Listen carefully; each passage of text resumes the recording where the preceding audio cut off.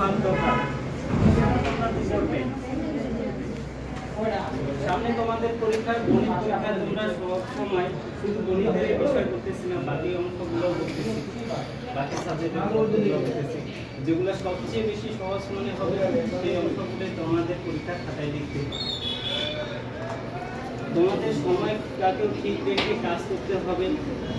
লিখিত তোদের আছে 70 নম্বর, এই 70 নম্বর মার্কিং করে রাখতে হবে যে আমি কোথা থেকে কোন পর্যন্ত আমাকে এটা কভার করতে হবে। এই সময়টা তোমাদের হাতে রাখতে হবে, না হলে তোমাদের সময় থাকা সত্ত্বেও তোমরা ফিল আপ করতে পারবে না, বা তোমাদের লেখা থাকবে, লেখার অনেক থাকবে কিন্তু ফিল আপ দিতে পারবে না।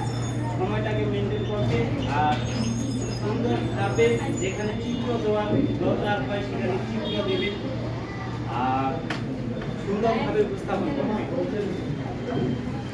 গ্যাপ ফেলার সিস্টেম করে দিবে, তাহলে মনে হয় যে তোমাদের নম্বরগুলো সুন্দরভাবেই আসবে। অবিভাগ অংশ অবিভাগটাই দেওয়া শুরু করবে। দেওয়ার পর মনে করে আরও শুরু করলা ক বিভাগ, এরকমটা করবে।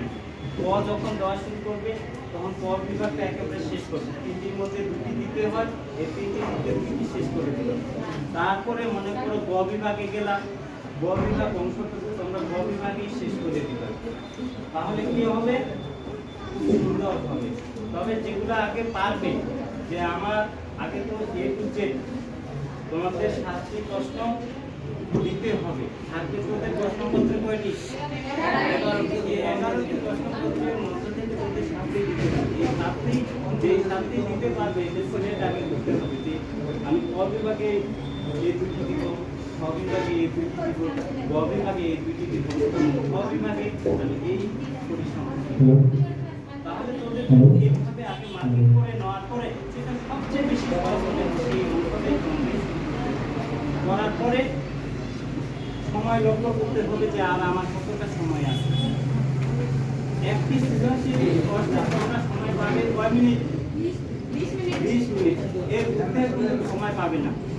তো তোদের বরান একটা হিসাব করবে, যদি একটাতে সময় লাগে আর অন্যটাতে তোমাদের সময়টাকে সেইভাবে ফিল আপ করে নিতে হবে। তো তোমরা তো পরীক্ষা দিয়ে আসো অনেক।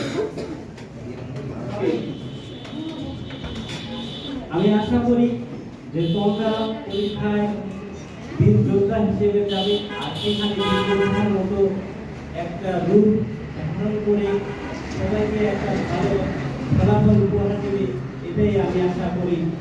আর বীর যোদ্ধা কখনো নত স্বীকার করে না, তারা বীরের মতো এগিয়ে যায়, তারা দুর্বলকেও সেখানে হার মানিয়ে দেয়। তা তোমরা কখনোই সেখানে দুর্বলতা অনুভব করবে না বা কখনো মনের মধ্যে দুর্বল থাকিয়ে রাখবে না। এটাই আমাদের লক্ষ্য থাকবে যে আমি সেখানে গেছি যোদ্ধা হিসেবে, আমি যোদ্ধার মতো কাজ করব। আর সেখানে তোমাদের মূল অস্ত্র হিসেবে থাকবে কলম। এই কলমটাকে তোমরা মূল অস্ত্র হিসেবে প্রয়োগ করলে আসলে তোমাদের যে 10 বছরের সাধনা, এই 10 বছরের সাধনা তোমাদের এই ফলগুলো তোমাদের সামনে দিতে আসছে। তোমরা অবশ্যই, আমরা আশা করি যে তোমরা আমাদের একটা ভালো উপহার দেবে। আর আমি গণিত কেমন দিয়েছি সেটার বাস্তবিক রূপ সামনে তোমরাই বলবা যে এই স্যার যেগুলো দিয়েছে কেমন আছে, তোমরাই এটা বিবেচনা করবে। আমি বেশিক্ষণ বক্তব্য দীর্ঘায়ু না করে আমার বক্তব্য এখানে শেষ করছি।